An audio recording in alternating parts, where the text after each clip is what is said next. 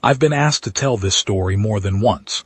By journalists, by resistance historians, by young soldiers who weren't alive when the Keth first arrived, and who have only the sanitized version, the official record that says humanity prevailed through coordinated resistance and strategic ingenuity. That record is not wrong, exactly. It is simply incomplete. The truth is messier. The truth involves a man who lost his wife on a wet highway and spent 2 years trying to undo what grief does to a person. The truth involves gamma radiation and a machine calibrated wrong, or maybe calibrated exactly right depending on how you look at it. The truth involves me, Dr. David Banner, research scientist, fugitive, something the Keth did not have a word for in any of their 17 registered dialects. I'll tell it straight. I owe that much to Elena at least. Laura died 11 months before the Keth made first contact. I wasn't present for that announcement, the orbital broadcast, the hovering geometries of their fleet settling into geosynchronous positions above every major landmass with the quiet confidence of something that has done this before. I was in my office at the Culver Institute, surrounded by case files. 12 cases, all drawn from the same pool. Ordinary people who had, under extreme duress, demonstrated physical capabilities far beyond what their biology should have permitted. A woman who lifted a grain combine off her 8-year-old son. A man who pulled apart a steel security door with his bare hands when the room on the other side was flooding. A teenager who, when her school bus went off a bridge in January, tore through a submerged window frame that rescue divers later confirmed required in excess of 400 pounds of lateral force to open. I wasn't thinking about the Keth. I was thinking about Laura. She died in a car accident. The vehicle rolled in the rain, a wet curve on Route 9, a guardrail that gave way, and the car landed on its roof in a shallow drainage ditch and caught fire.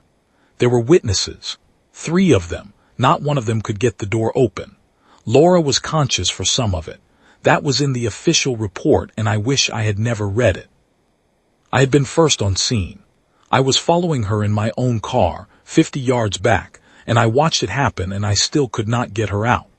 I pulled at that door until my palms bled and the heat drove me back, and then I stood in the rain and watched and could not do anything. The people who came later said I was lucky I hadn't gotten myself killed trying. I didn't feel lucky. 11 months of research. 11 months of asking what separates the people who can from the people who can't, what biologic switch, what neurochemical cascade, what adrenal architecture allows one human being to lift a grain combine when the thing weighing them down is sufficient. I believed there was a threshold. I believed it was reachable. Laura had been 112 pounds, and she had burned to death 30 feet from me, while I stood in the rain with bleeding hands. And I was not going to let that stand as the final word on what David Banner was capable of. Elena Marks was the only person at the Institute who understood what I was actually doing. Not the official framing, unlocking latent human potential, the grant-friendly language, but the real engine of it. She never said so directly. She didn't have to. She had a way of leaving coffee on my desk when the lights in the lab were still on at midnight, and sometimes she'd sit across from me and just not say anything for a long stretch, and that was its own kind of understanding. She was brilliant. She was careful in ways I was not. She kept telling me I was too close to it. She was right. The gamma radiation hypothesis emerged from the case data in the 3rd week of January, the same week the Keth announced, in their translated broadcast, that humanity would be subject to a transition period of restructuring. Their word was something that the translation AIs rendered as harmonization. I remember watching the broadcast on the small screen above my desk and thinking it looked like math.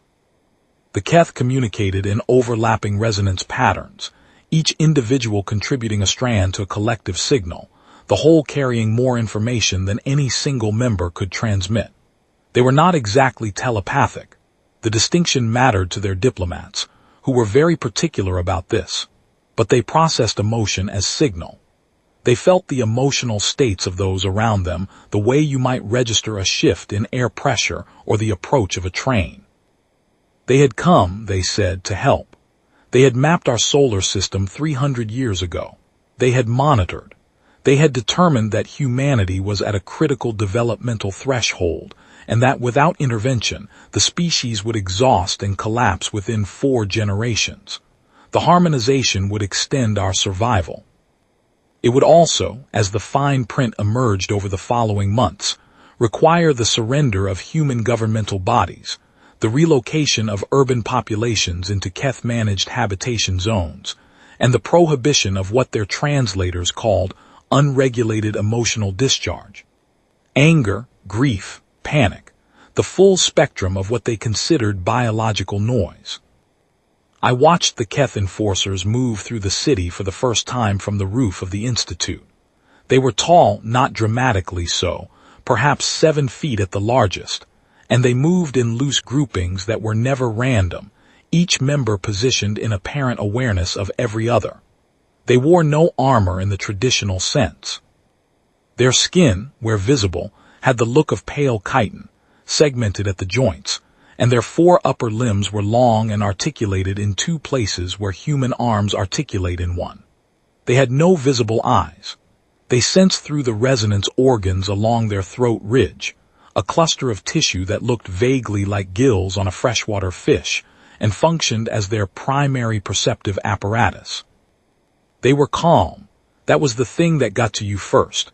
They were profoundly, immovably calm, and they projected that calm like a signal, and in large enough groups that signal had a measurable sedative effect on human nervous systems. Riots that had been building in the streets for weeks simply dissolved when Keth enforcement units arrived. People sat down. People stopped shouting. People went home. I did not go home. I went back to my lab. The gamma data was clear. Every incident in my case files had occurred during a solar event, a geomagnetic storm, a spike in cosmic radiation, a documented period of elevated gamma flux at ground level. The correlation was not coincidental.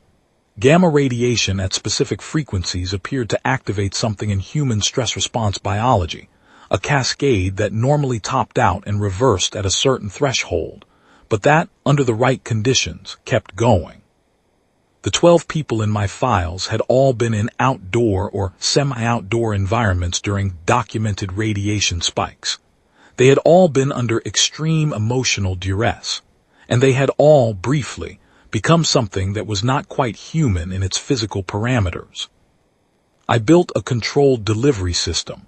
Elena helped me, under protest. She ran the math 3 times and kept getting the same number and kept telling me the number was too high.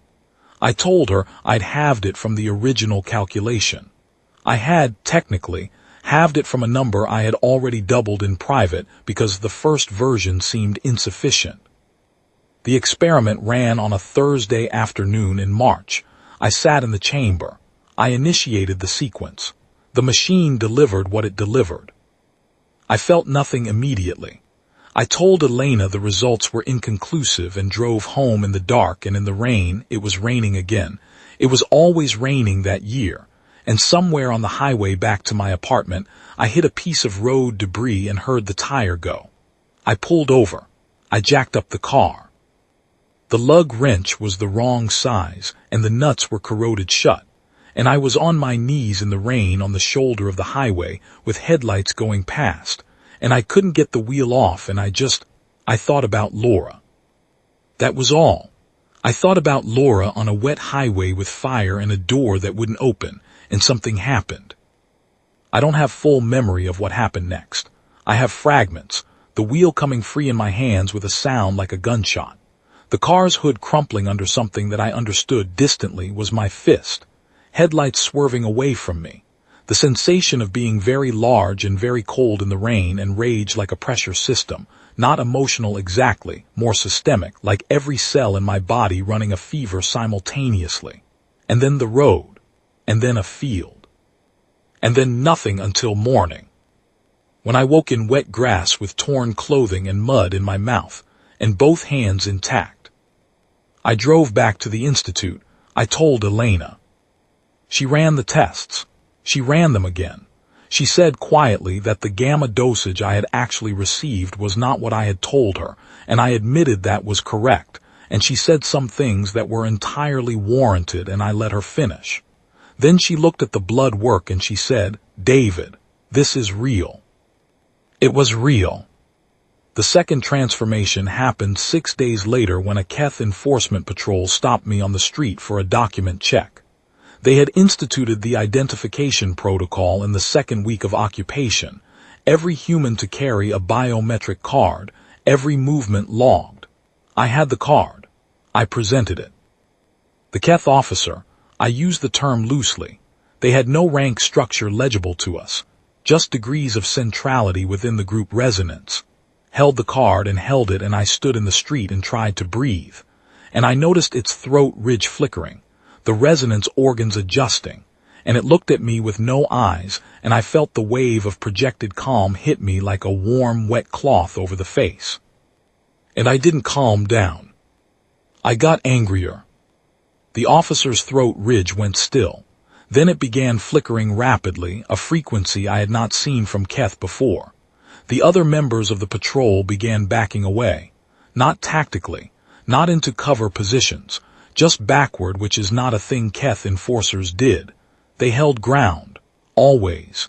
It was documented in every encounter report. I transformed on a public street in broad daylight, with 6 Keth enforcement officers watching.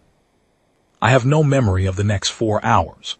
The security footage, which Elena later obtained at considerable personal risk, shows what the green thing, what I became, did to that patrol unit. I won't describe it in detail. What I will say is that Keth biology, which is considerably more resilient than human biology in almost every measurable respect, proved insufficiently resilient to absorb what happened on that street. 3 of the 6 did not survive. The others retreated. The Hulk, which is what the Keth translators eventually began calling it, having borrowed the word from a human broadcast they intercepted, walked away from the scene and disappeared into a drainage tunnel and was not found. I woke up 6 hours later in an equipment shed on the edge of a municipal park, dressed in rags, with a splitting headache and no memory, and the knowledge, deep and cold in the pit of my stomach, that I had done something I could not take back. I went to Elena. She had already seen the footage. She had already understood what it meant. She had spent the intervening hours going through Keth behavioral analysis files that the Institute's academic liaison had been allowed access to, and she had found something important. The Keth resonance network, the collective sense and signal apparatus that made them functionally more than the sum of their parts, was calibrated to emotional range. They could detect and process and project across a broad spectrum of human emotional states: fear, grief, aggression, despair, determination. All of it fed into their environmental model. All of it told them where to apply pressure, where to ease it, how to manage a population of 8 billion organisms with wildly divergent neurochemical profiles. What the footage showed, what Elena had isolated in the reaction of that patrol unit, was something different. The Hulk did not produce a readable emotional signal, not because it felt nothing, but because what it felt was too large and too unstructured for the Keth resonance network to process. It was like pointing an audio receiver at a jet engine. The signal didn't resolve into anything the network could interpret. And a Keth enforcement unit that could not read its environment was a Keth enforcement unit operating blind. They were afraid of it. The Keth, who had not displayed anything recognizable as fear in 18 months of occupation, were afraid of a 6'7" green thing that didn't know where it was. "You understand what this means," Elena said. I understood what it meant. I was also fairly clear on what it cost. We spent 3 weeks developing a theory of application. It was not a comfortable 3 weeks. Elena kept a careful record of what triggered the transformations and what my state was upon return, the severity of the physical output, the coherence of the post-transformation state, the apparent relationship between the intensity of the precipitating emotional event and the duration and destructive capacity of what followed. I kept notes on what I could remember, which was never much and was sometimes nothing. She cross-referenced against the Keth behavioral files and against the growing body of resistance intelligence that was, by that point, filtering through the academic networks in coded form. The Keth were consolidating. The harmonization zones were tightening. In 3 major cities, Detroit, Lyon, Changsha, populations had been relocated into what the Keth called cooperative habitation structures and what the resistance called pens. There were no guards on the pens in the traditional sense. There didn't need to be.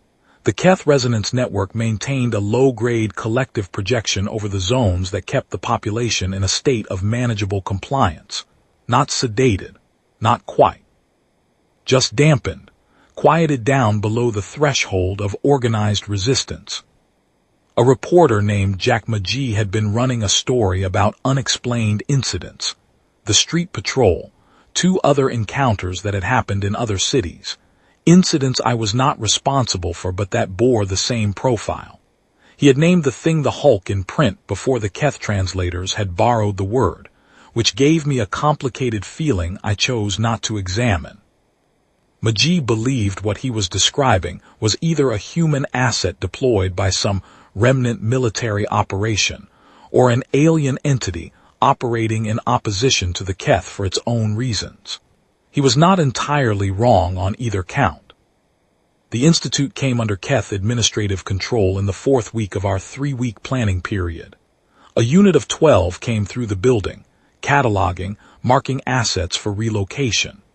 I was in the sub-basement when they arrived, and Elena ran interference at the ground floor, charming, professional, completely convincing, while I stayed very still in the dark and thought about nothing at all.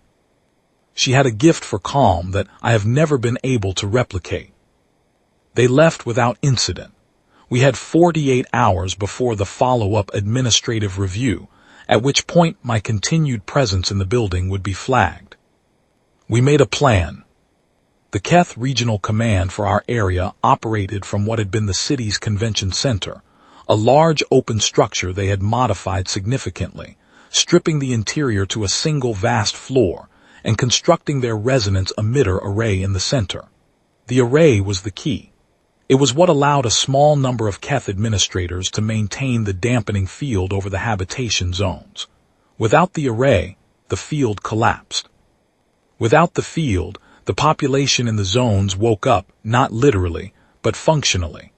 An awoken population of several 100,000 people, some fraction of whom had been quietly organizing for 14 months, was a different problem for the Keth than a dampened one. The array was also, Elena had determined from the technical files, highly sensitive to unresolvable emotional signal in its immediate vicinity. It was, in essence, a giant version of the resonance organs on a Keth enforcement officer's throat. And I was, in essence, the worst thing that could be placed near one. I want to be clear about what I understood going in. I was not a weapon in any sense I was comfortable with. I was a research scientist who had made a terrible miscalculation and was now living with its consequences.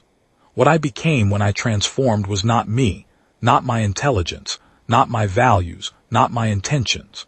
It was something that used my grief and my rage as fuel and produced, in their place, a force of nature with no particular agenda beyond its own forward momentum. I could not aim it. I could not stop it once it started. I could only point myself at a given situation and hope that the outcome was more good than harm. This is not the basis on which most military operations are planned. I understand that. Elena understood it too, which is why she insisted on coming. We argued about this for 2 days. She won, which should not have surprised me. She was the more rigorous thinker in most contexts, and her argument was simple. Someone needed to be there who could be heard by the resistance units that were going to move on the zones once the array went down. Someone who could provide real-time signal on what was happening inside the command center. Someone who could pull me out of a drainage tunnel at 3 in the morning when I woke up in rags and needed to know what day it was. She did not say the last part. She didn't need to. We went in on a Tuesday. The resistance had been building toward a coordinated action for 6 weeks, waiting on a trigger. We were the trigger. The communication was minimal, the Keth monitored everything, but the structure was in place. At a specific signal, units across the zone network would begin what the resistance called Phase 2. Open movement, street presence, the physical assertion of human bodies in human spaces that the dampening field had been suppressing.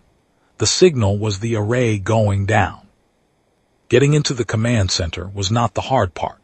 The Keth did not maintain perimeter security in the way a human military installation would.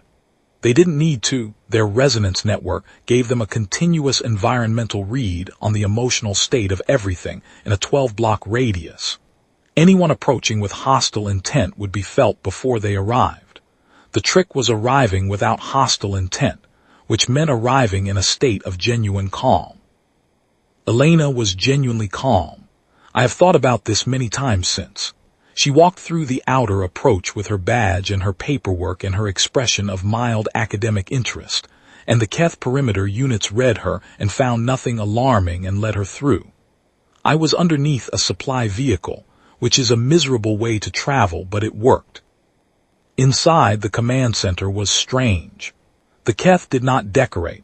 They did not organize space the way humans do, for function and for territory and for the reassurance of bounded rooms.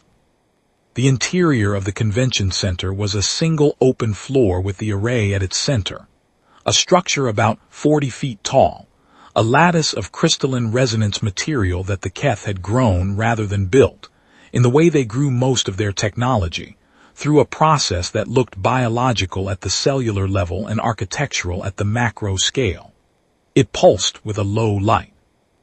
You could feel it if you stood near it, a pressure behind the eyes, a slightly lowered heart rate, a sense that nothing was particularly urgent. I stayed near the walls. There were perhaps 30 Keth in the building. Most were at peripheral stations, managing data flows or in what I had learned to read as resting states. They didn't sleep, but they had low activity cycles that served a similar function. The command unit was near the array. 4 of them, larger than the standard enforcers, with more developed resonance organs. They were the source of the primary dampening signal. Elena found me near a loading dock at the back of the building. She had the technical files she had needed to pull a confirmation on the array's structural vulnerabilities, the specific resonance frequencies it could not process. She was completely steady. She looked at me and said, "Ready?" I said no. She almost smiled. "That's honest." "I never know what it does," I said. "I never know how bad it gets." "I know," she said. "That's not the point." The point was that it was the only card we had. The point was that somewhere across the city, in buildings that used to be hotels and convention halls and warehouses, several 100,000 people were sitting in a chemical fog that wasn't their fault. And outside those buildings, the people who had been organizing for over a year were ready to move if someone turned the lights back on. I thought about Laura. Not as a deliberate trigger, I want to be clear about this. It wasn't tactical. It was just that she was always there, underneath everything, and in moments of threshold decision she came forward. The rain and the door that wouldn't open and the fire and standing in wet grass with nothing in my hands while someone I loved burned 30 feet away. 11 months of research, all those case files. All that effort to understand the gap between what a human being is and what a human being can be when the thing being demanded is enough. I felt the change begin. It is a specific physical experience that I have tried to describe accurately many times and have never fully succeeded. It starts as heat, not discomfort, exactly, but a rising metabolic temperature that is faster and more total than a fever. Then the proprioceptive sense shifts, which is deeply disorienting, as the body you believe you are occupying begins to be replaced by a body that is larger in every dimension. The emotional state that triggered the change does not go away, it amplifies, which is the mechanism by which the transformation sustains itself, a feedback loop between the biochemistry and whatever is driving the biochemistry. And then there is a discontinuity, a gap, and what comes next is not me. What happened in the command center, I know from Elena's account, and from the Keth incident records that the resistance acquired afterward. The array went first. The Hulk, I'll use the word because it's what happened and I'm past pretending otherwise, went through the base of it on the second impact. The crystalline resonance material, which was not brittle but was also not designed to absorb force applied at that scale, fractured from the base upward, and the lattice came down in sections. The Keth command unit responded immediately, which meant they turned toward the source of the disturbance and attempted to project a calming signal directly at it. Elena's account of this moment, they all stopped, the four of them simultaneously. The throat ridges went active and then went completely still. I had never seen a Keth go still before. They're always resonating at some level, even at rest. These four just stopped, and then one of them made a sound I had not heard from Keth before, and they retreated toward the far wall. The sound she was describing was, as near as the translation AIs could later determine, a distress vocalization. Not a distress signal in the communication sense, not information being transmitted to other Keth units. Just a sound, a biological reflex. The dampening field dropped at 11:47 in the morning. The Hulk was in the building for another 22 minutes. The Keth enforcement units that responded from outside, and they came quickly, because the field drop was itself a signal across the resonance network, encountered the same problem as the command unit. They could not read the Hulk. They could not project into the Hulk. They could project at everything else in the vicinity, which meant the building's remaining Keth administrative personnel were pulling heavily toward calm while simultaneously being unable to form a coherent response to the thing that was moving through their command infrastructure, dismantling, without particular intentionality, everything it encountered. Outside, the resistance moved. I have read the accounts from the zone commanders many times. What they describe is consistent across locations. A moment of clarity, like waking from a dream you hadn't known you were having. People looking at each other and recognizing something in each other's faces that the dampening had been smoothing away for months. And then movement, not panic, not riot, but organized, purposeful movement that the resistance units were ready to direct and channel. The Keth withdrew their perimeter forces to the command center. This was the expected response. Protect the administrative infrastructure while the field was restored. But the field was not being restored, because what was in the command center could not be removed by the available Keth units, and because the array was in a significant number of pieces. I woke up outside. I am not sure how I got outside. My last clear memory before the transformation is Elena's face in the loading dock. My first clear memory after is being in a section of the city's storm drainage system, in about 3 inches of water, with a torn shirt and no shoes and a headache that I have genuinely never matched before or since. It was late afternoon. Several hours had passed. I could hear, distantly, sounds that were not consistent with a city under quiet occupation, voices, movement, something that might have been machinery or might have been structural collapse. I found my way out through a maintenance grate near a park.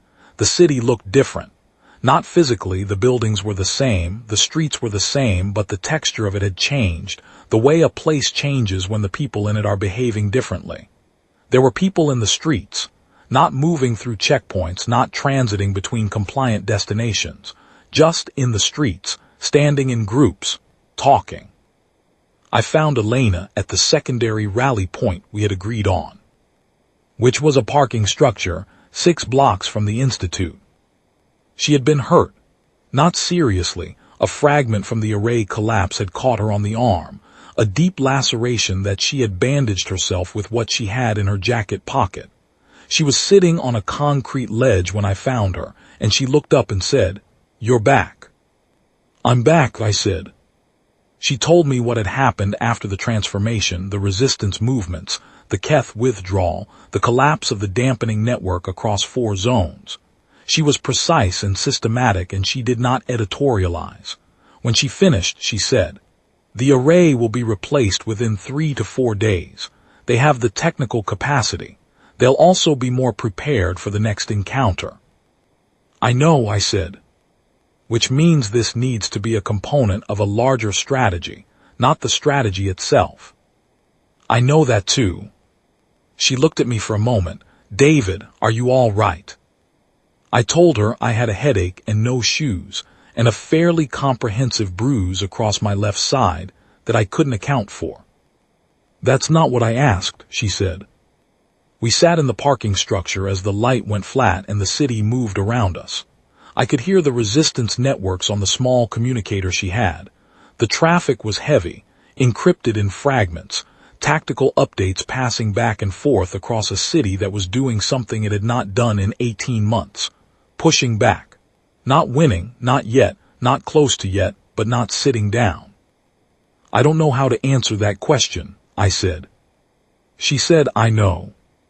That was the last sustained conversation I had with Elena Marks. The Keth administrative response, when it came, was faster and more targeted than we had anticipated. They had identified the 2 scientists who had been inside the command center during the incident. They moved on the institute the following morning. I was not in the building. I was 3 blocks away, getting coffee from a vendor who was still operating out of some combination of stubbornness and commercial instinct. I saw the Keth units go in. I started walking back.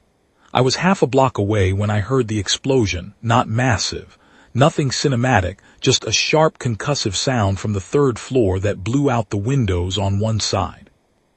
Later reconstruction determined that Elena had triggered the lab's emergency purge system, designed to prevent sensitive research materials from falling into unauthorized hands when the Keth entered the lab floor. It was a procedure. It was in the protocol. She had no reason to believe the charge was anything other than a data destruction device.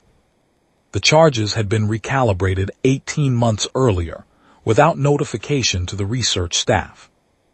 I know what happened next because 3 people saw it from the street, and because a Keth operative later described it in a debriefing that the resistance acquired. The blast injured Elena severely. The Keth unit in the lab carried her out of the building, which was not their standard protocol for a human casualty. They set her down on the front steps. I was at the corner when they came out with her. I can tell you what it looked like from the street. 4 Keth enforcement officers moving with their characteristic coordinated efficiency, carrying a woman who was alive and then, when they set her down, was not. What happened next I also have only partial memory of. I remember the corner. I remember the feeling, which was not like any previous trigger because it was not anger exactly.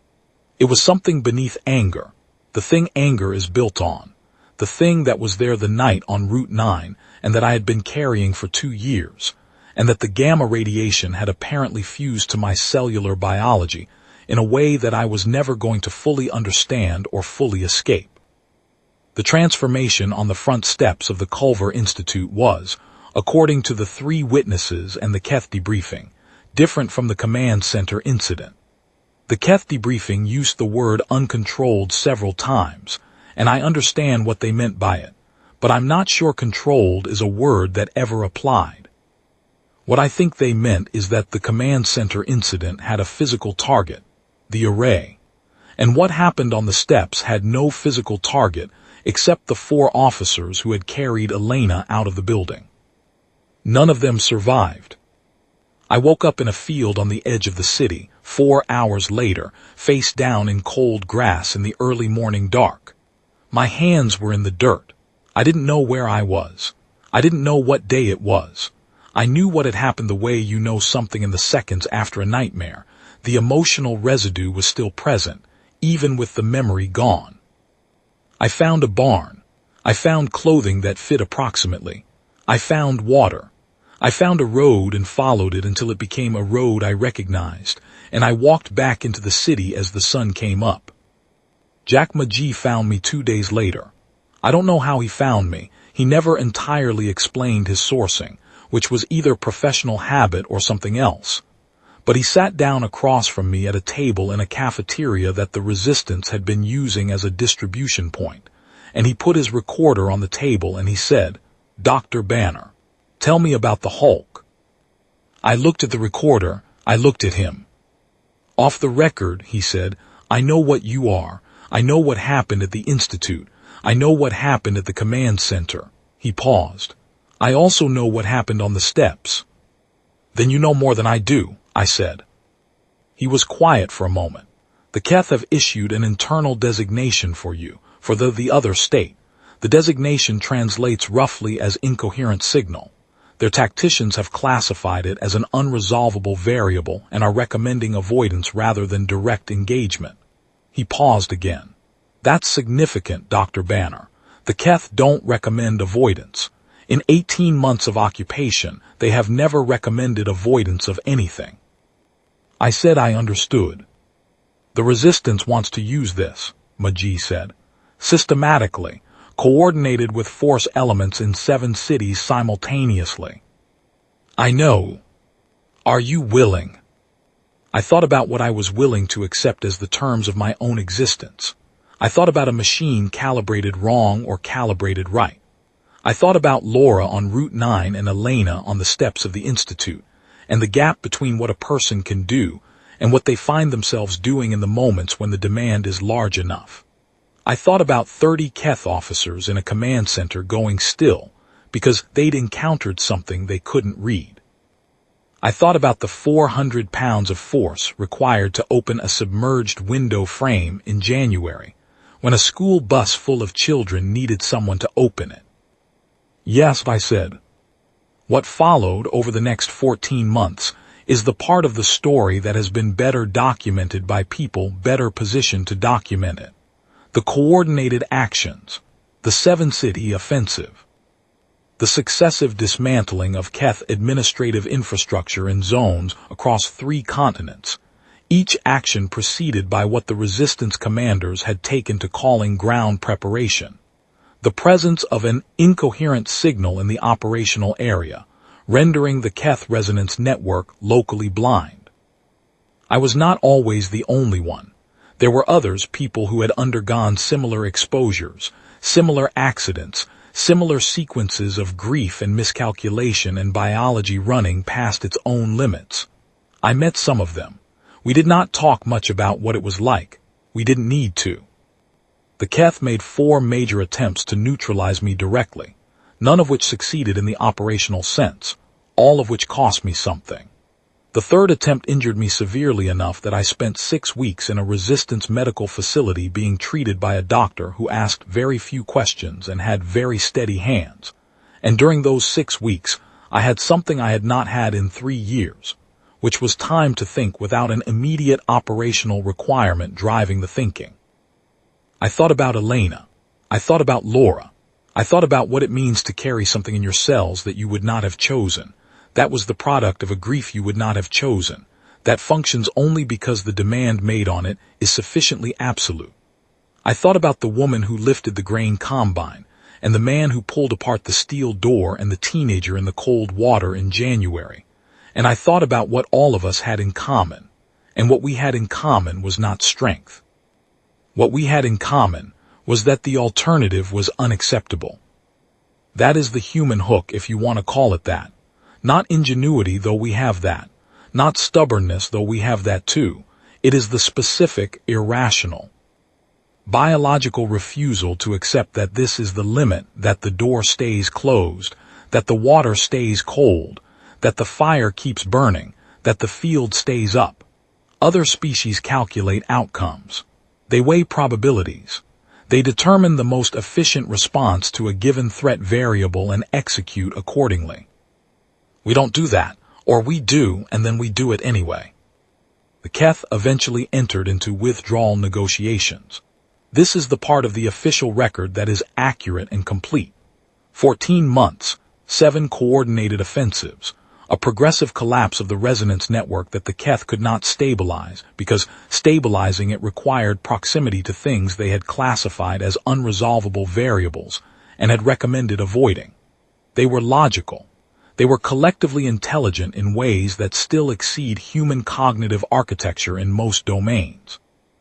They were also, in the end, operating on a model of what an opponent is and what an opponent does, and we kept exceeding the model.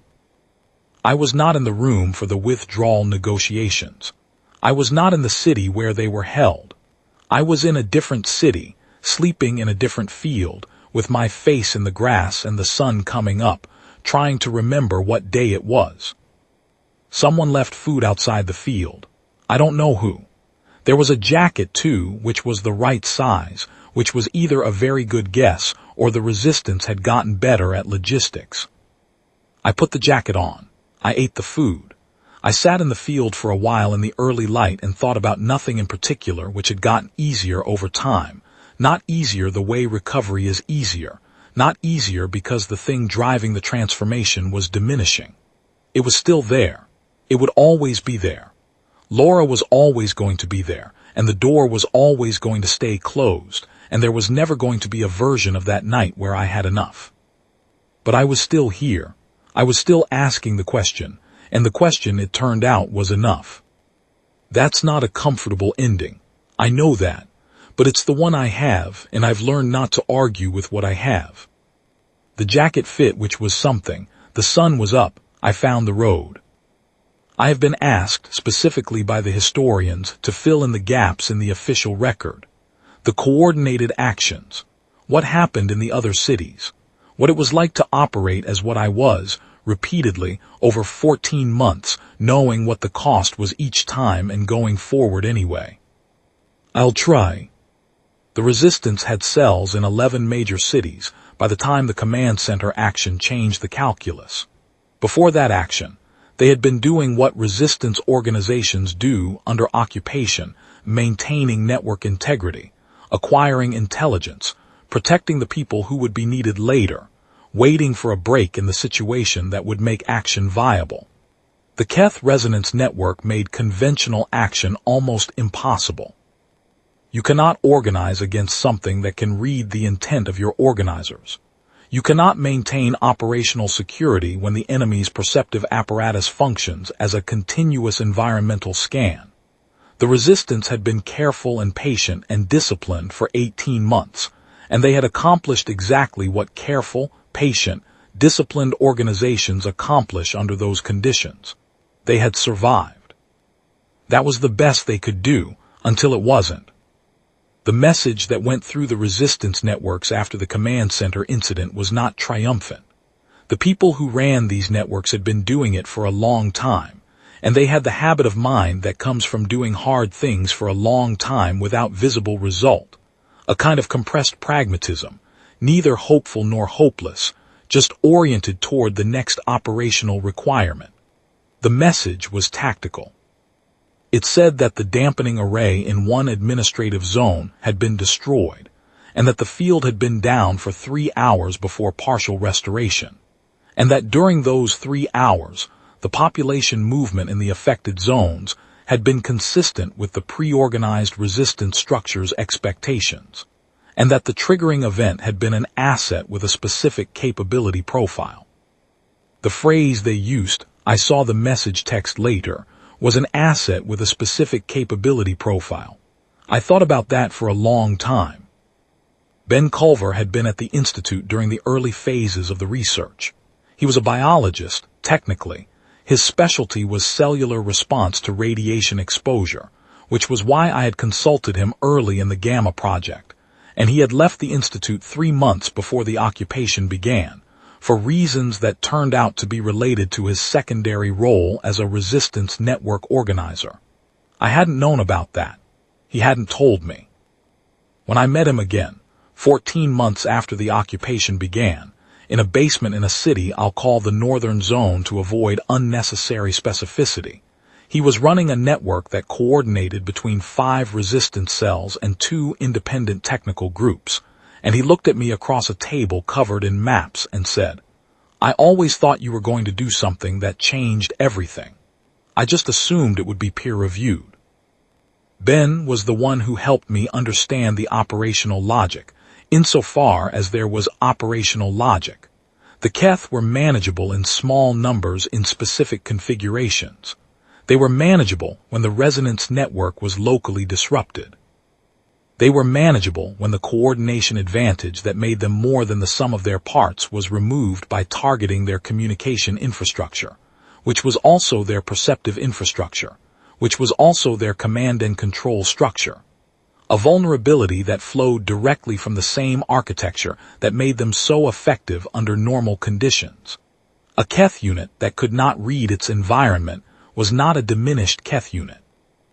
It was a Keth unit operating at a fraction of capacity, with no reliable method to reconstruct the environmental model it needed to function.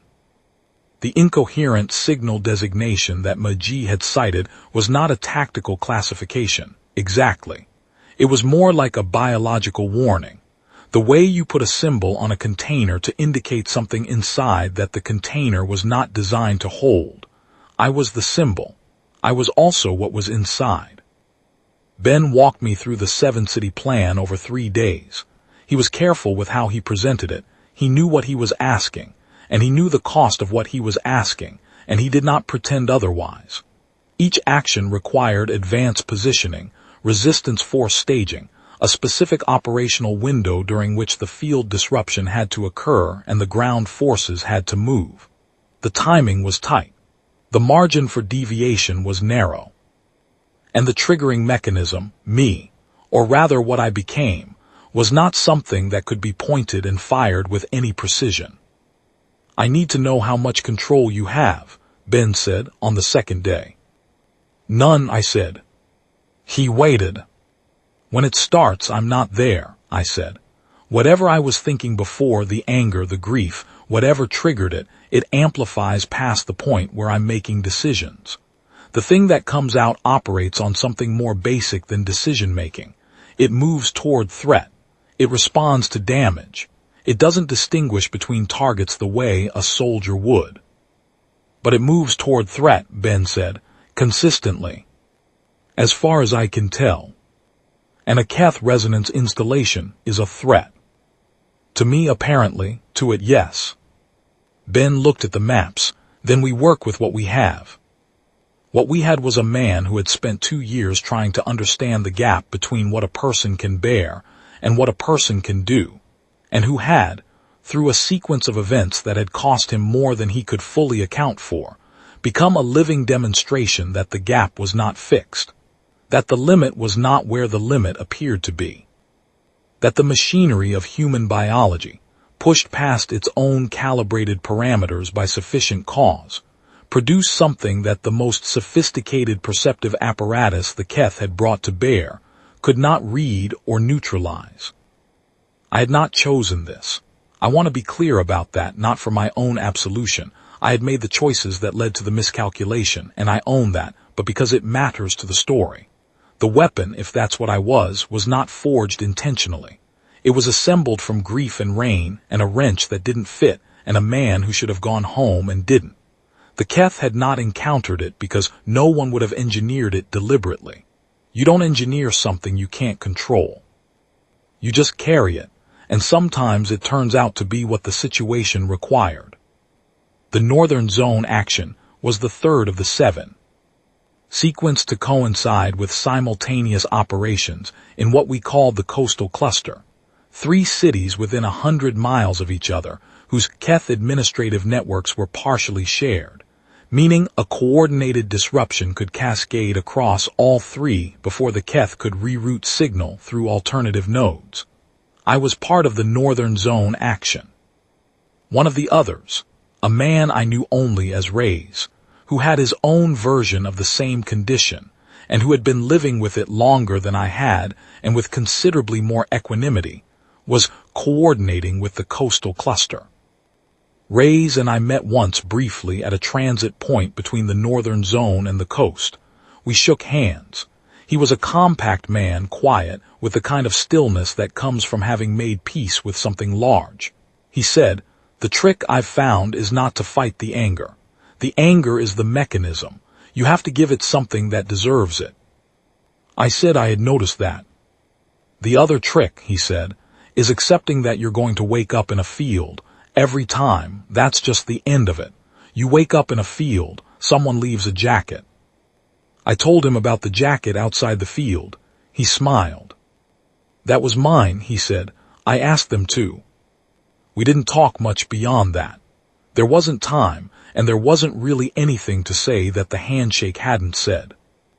The Northern Zone installation was a rebuilt array, not an exact duplicate of the one in the command center, because the Keth had incorporated a structural modification that made it more resistant to direct physical impact. They had done what any adaptive adversary does. They had looked at what failed and fixed it. The new structure was mounted on a distributed base rather than a single column, which distributed the load and made a single point of structural failure significantly harder to achieve. Their engineers had done good work. Ben's technical team had been studying the modification for 3 weeks. Their finding was that the distributed base was stronger, but that the resonance transmission nodes on the external ring of the array were not. They were, in fact, slightly more exposed in the new configuration, because the structural rethinking had prioritized the central column and the base at the expense of the perimeter equipment. Destroying the nodes would not bring the array down entirely, but it would degrade transmission quality significantly and create localized dead zones in the dampening field that the field's self-correction mechanism could not compensate for fast enough to prevent the cascade they needed. You didn't need the field to collapse entirely. You needed it to hiccup. The resistance force in the Northern Zone was approximately 200 people organized into 6 elements, each assigned a specific zone objective that they would move on when the field disrupted. 200 people against a Keth garrison of perhaps 40, which sounds favorable until you account for the resonance factor. 40 Keth in coordination are not 40 individual combatants. They are a collective entity with a shared tactical intelligence and a perceptive apparatus that makes ambush functionally impossible and surprise effectively meaningless. Under normal conditions, 40 Keth could manage a population of 20,000 without significant effort.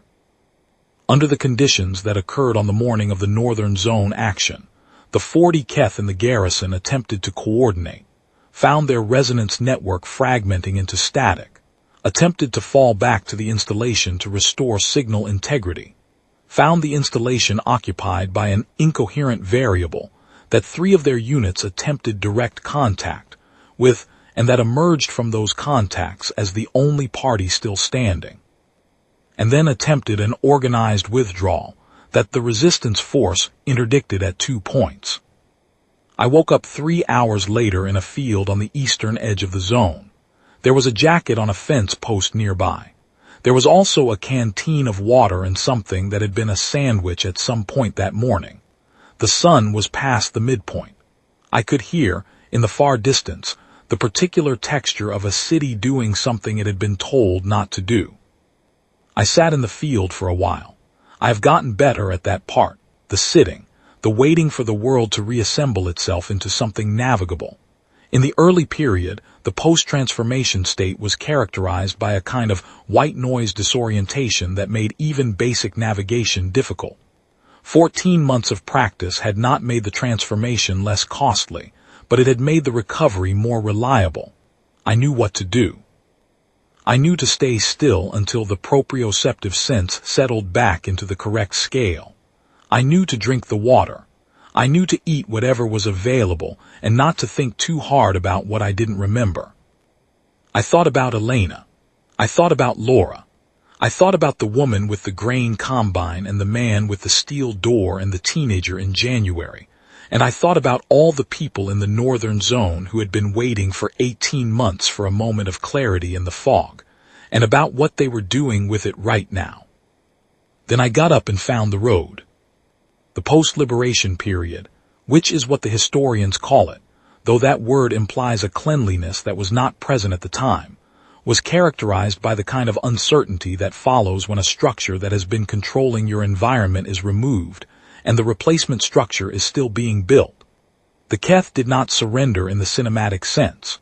There was no formal ceremony, no document signing, no moment of clear demarcation between occupation and its absence.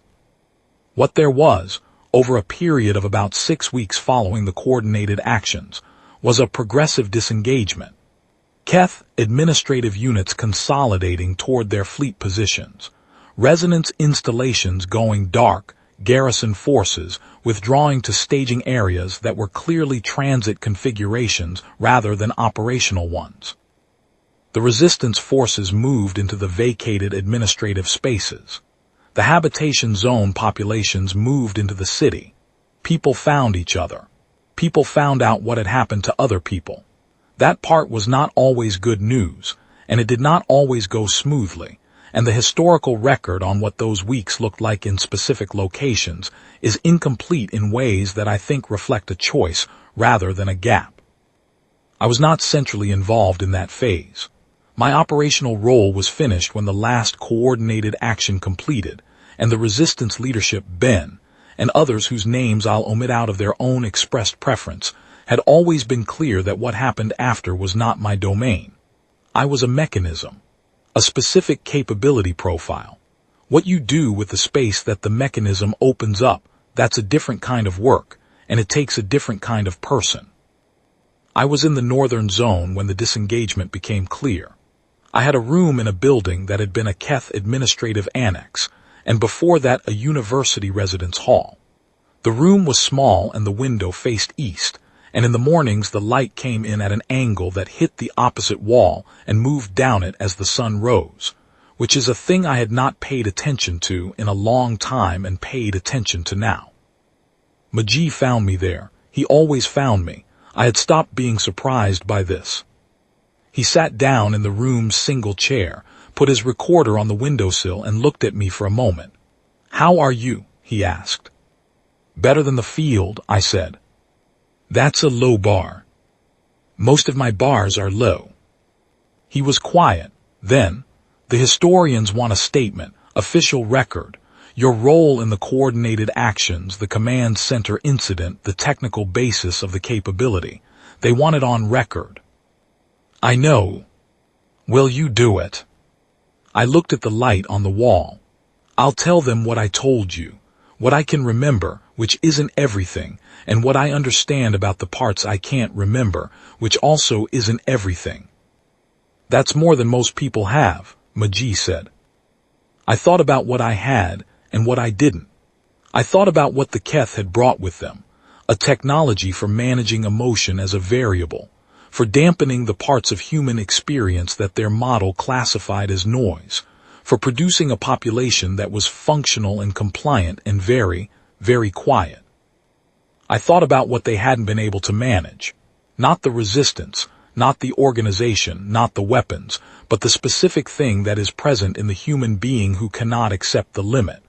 The person at the grain combine, the person at the steel door, the thing running on grief and rain and a wrench that didn't fit.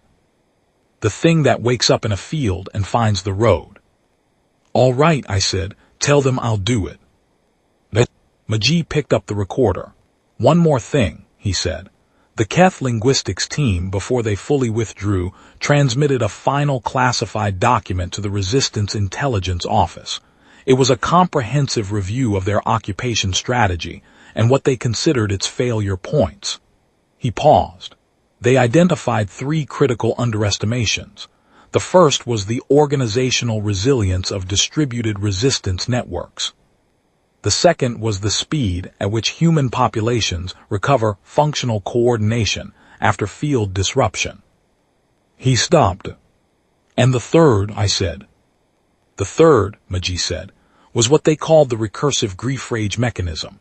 The capacity for a human organism to convert unresolvable loss into a sustained drive state that exceeds normal biological parameters and does not respond to chemical, resonant, or cognitive intervention."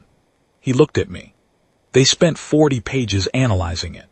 Their conclusion was that they had no reliable model for predicting when it would manifest, what would trigger it, or what its upper limit was. "Because there isn't one," I said. Majee was quiet. "It's what they couldn't understand," I said. "They were looking for the ceiling. They kept waiting for it to hit the ceiling. That's how their biology works. There's a limit to what any single organism can output, and the collective network compensates for individual limits, and the whole system stays inside known parameters." I thought about the file on my desk, the 12 cases, the grain combine, the steel door, January. We don't have that, or we do technically, and then we exceed it anyway. That's not a capability, that's just what we are. Magee wrote something on his pad. He had always written things on a pad even when the recorder was running. Old habit, he said, or maybe distrust of the recording. Is that what you want in the official record? He asked. The light had moved down the wall to the floor. Outside, the city was doing the thing cities do when people are allowed to be in them, traffic and voice, and the particular white noise of organized human presence that I had not heard cleanly, without the muffling weight of the dampening field, in a long time. Put in whatever's true, I said. That's enough. He closed his pad. Dr. Banner, he stopped, started again. For what it's worth, Elena Marks, the record she kept, her technical analysis of the resonance vulnerability, that was the basis of the 7-city coordination model. Every action that worked because of her work. He paused. She should be in the official record. She will be, I said. I'll make sure of it. He nodded. He picked up the recorder. He stood in the doorway for a moment before leaving, and then he was gone, and I was alone in the room with the light on the floor and the sound of the city outside the window. I sat there for a while. I thought about a woman who left coffee on a desk at midnight and sat across from a man who was too close to his work and understood, without saying it, what he was actually doing and why, and who was careful in ways he was not, and who walked into a building with her badge and her paperwork and her expression of mild academic interest, and did not calm down even at the end. I thought about that for a long time. Then I opened my notebook. I wrote her name at the top of the first page, and I started from the beginning.